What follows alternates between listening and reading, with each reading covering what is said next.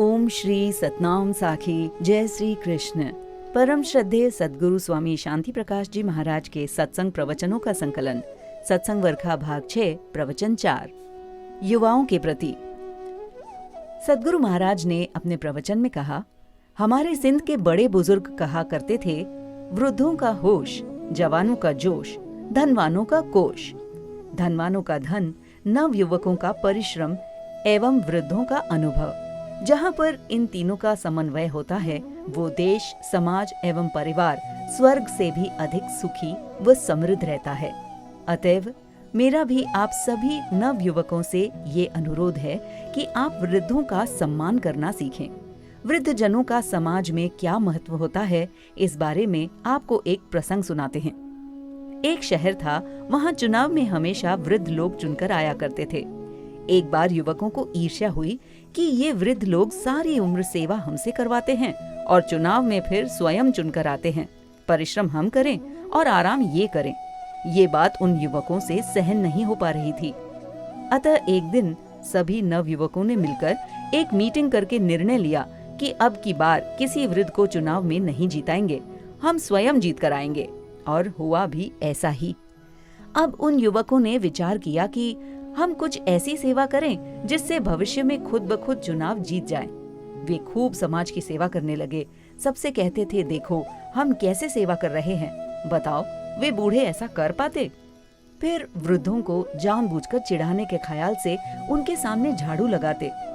वृद्ध भी चुप करके सब सहन कर लेते थे। कुछ समय बाद एक युवक का विवाह किसी दूसरे शहर में तय हुआ। लड़की वालों ने ये संदेशा भेजा कि यदि तुम विवाह करना चाहते हो तो तुम्हें हमारी एक शर्त पूरी करनी होगी। यदि तुम शर्त पूरी नहीं करोगे तो विवाह नहीं हो सकेगा। इधर विवाह की पूरी तैयारी हो चुकी थी, बारात भी निकल चुकी थी। इसी बीच ऐसा संदेश आया। वधू पक्ष वालों ने कहा, ये विवाह तभी संपन्न होगा जब आप हमें ये नदी दूध की भरकर देंगे। जब तक आप ये नदी दूध के भरकर नहीं देंगे तब तक विवाह स्थगित रहेगा। शर्त को सुनकर युवक अवाक से रह गए। विचार करने लगे कि ये नदी दूध से कैसे भर पाएगी। खूब अकल को चलाया, लेकिन परिणाम कुछ भी नहीं निकला। अंततः एक युवक दौड़कर शहर के एक बूढ़े बुजुर्ग के पास गया और उसे सारी घटना से अवगत कराया। बुजुर्ग ने कहा, जाओ खुद निपटो, अब हमारे पास कैसे आए हो, तुम तो खुद ही बड़े बन गए थे। युवक उस बुजुर्ग के चरणों पर गिरकर कहने लगा, हमसे गलती हो गई है, आप क्षमा करें, आगे ऐसा नहीं होगा। अब इस संकट से हमें निकालिए। बुजुर्ग को दया आ गई। वे वधू पक्ष वालों के पास आए और पूछा, हाँ भाई, क्या शर्त है कि इस नदी को दूध से भरना है? अच्छा, आपकी शर्त हमें मंजूर है, परंतु पहले आप इसमें से पानी को बाहर निकालिए, तब बाद में हम इसे दूध से भर देंगे। वधू पक्ष वाले ऐसा सुनकर अवाक रह गए। कहने लगे, भाई ये नदी खाली कैसे होगी? बुजुर्ग ने कहा, अरे मूर्ख, यदि ये नदी खाली नहीं हो सकती तो दूध से कैसे भरेंगे? वधू पक्ष वाले ये सुनकर शांत हो गए और अपनी शर्त को वापस ले लिया और विवाह धूमधाम से संपन्न हुआ। अब आप लोग देखिए, जहाँ इतनी देर तक युवक अपनी अक्ल से कुछ नहीं कर पाए, वहाँ एक वृद्ध ने अकल चलाकर फटाफट काम बना दिया। कहने का मतलब ये है, आप वृद्धों का सम्मान करें, इन्हें बेकार समझकर इनकी अवज्ञा न करें। जैसे गाय बेचारी बूढ़ी हो जाती है तो हम उसे गौशाला में दे आते हैं, ऐसे ही यदि हमारे परिवार में कोई वृद्ध लाचार हो जाता है तो उसे भी हम वृद्धाश्रम में भेज देते हैं, परंतु ऐसा नहीं करना चाहिए। सद्गुरु महाराज ने एक घटना बताई। अभी कुछ दिन पूर्व उल्लासनगर आश्रम पर एक वृद्ध आया था।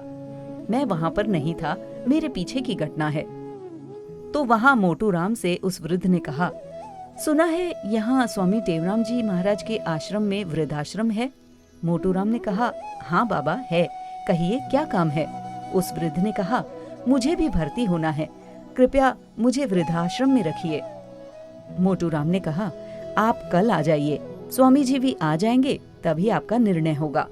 2 दिन पश्चात मैं आश्रम पहुंचा तो वो वृद्ध मेरे पास आया। कहता है, साईं, मैं यहाँ वृद्धाश्रम में रहना चाहता हूँ, कृपया रहने की आज्ञा प्रदान करें। मैंने कहा, भाई यहाँ उन वृद्धों को रखा जाता है जिसका कोई नहीं हो। आपको बेटे वगैरह हैं या नहीं? तब उस वृद्ध ने कहा, साईं, एक नहीं 4 बेटे हैं। मैंने कहा, फिर यहाँ क्यों रहना चाहते हो? उस वृद्ध ने कहा, बेटे कहते हैं कि हमारी फैमिली बढ़ गई है, अतः आपके रहने की जगह अब घर में नहीं है। तभी मैं आपकी शरण में आया हूँ। सद्गुरु महाराज ने प्रेमियों से कहा, अब बताइए क्या किया जाए।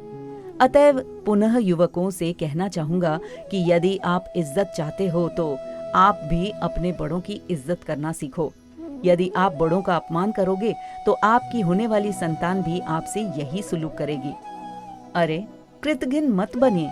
मैं तो यही आह्वान करता हूँ समाज से, भगवान की सेवा बाद में करें, गुरु की सेवा बाद में करें, परंतु सर्वप्रथम अपने वृद्ध माता पिता की सेवा करें, उनके उपकारों को स्मरण रखें। जब आप ऐसी सेवा करेंगे तब संत भी आपको नमस्कार करेंगे।